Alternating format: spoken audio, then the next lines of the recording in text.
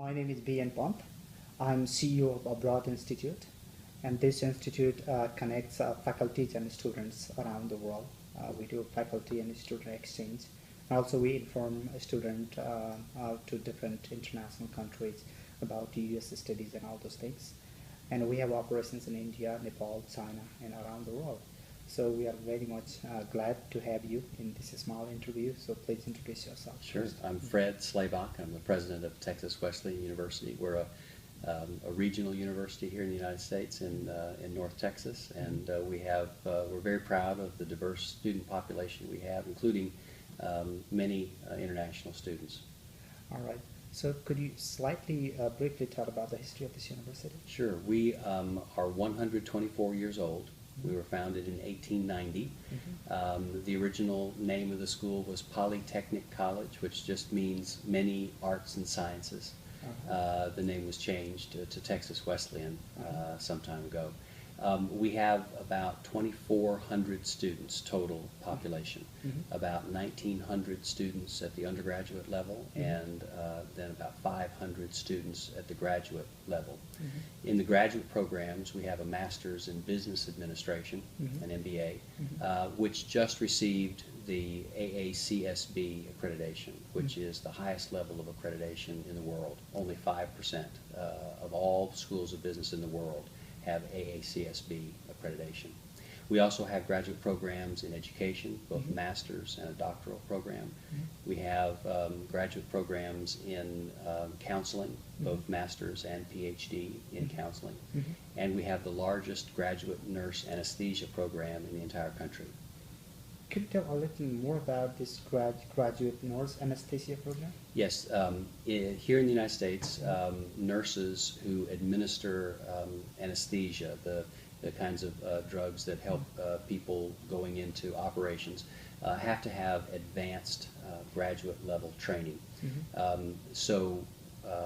Students are already registered nurses, RN, and they have been working in intensive care units for a number of years.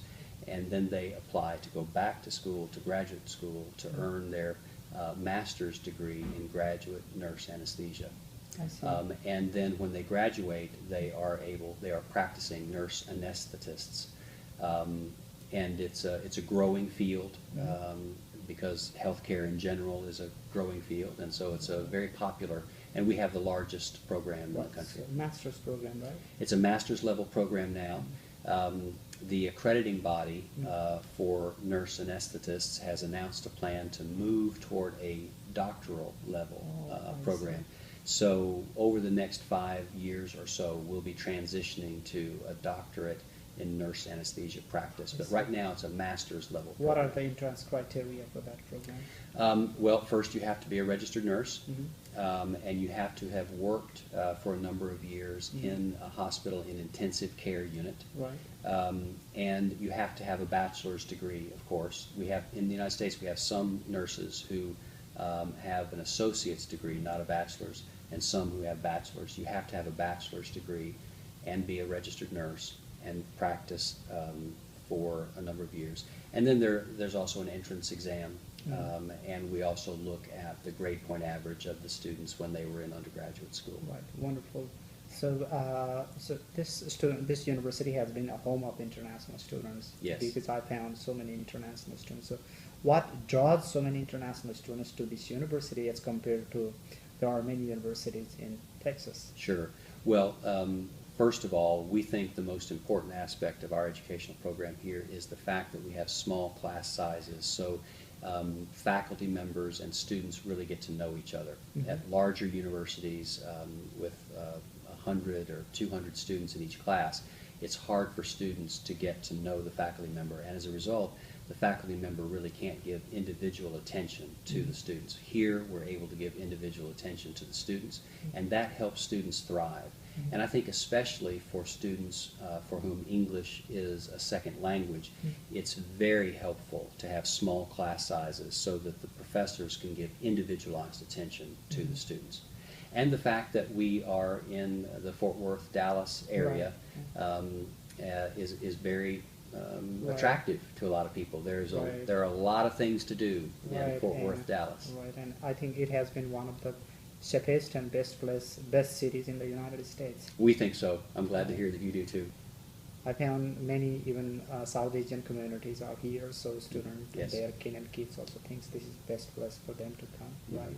Yes. So now, having said that, you have pretty much international students. Do you have further, activities that you will be pursuing exposures of this university in the international world? Yes, through our International Programs Office, we have great hope and expectation that we're going to continue to expand our international programs.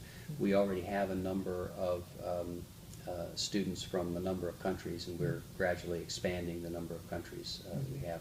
At the faculty level, we have an international exchange program with a university in China. Oh. We'd be interested in forming similar kinds of relationships with other universities. Our faculty go over for 6 weeks to teach in classes in Wonderful. international universities. Right, so you have already tied up with Chinese universities, right? One that we have, and Where exactly in it China? is in Beijing. It's at the Beijing. Communication University of China in Beijing. Wonderful. You have not tied with any Indian universities, or I am not aware of any formal relationships that we have yet with I any see. universities in India. Right, because I have been in some. We have worked with Oklahoma State University too. Yes. Some very top level management institute in India are there, and in Nepal also some nice universities are Mhm. there. Mhm. So my assumption is that if students, properly they are from South Africa or America, and if they go and just learn, at least have some experience of poor and emerging economies, maybe students that could tremendously benefit. So I think this could be another way Texas Wesleyan University could be around the world. It'd be interesting to explore that. It would.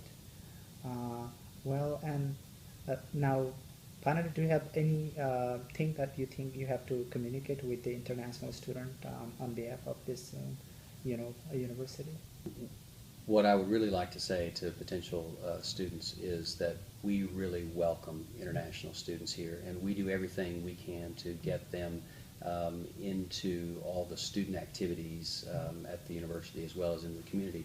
But most importantly, the faculty here are able to give individualized attention to students. And I think that's something that international students would find very beneficial. Right. All right. So finally, we would like to thank you very much for this thank you. briefing introductions about this university, and we really like to recommend this university program to international students. Wonderful. Thank you so much. Thank you.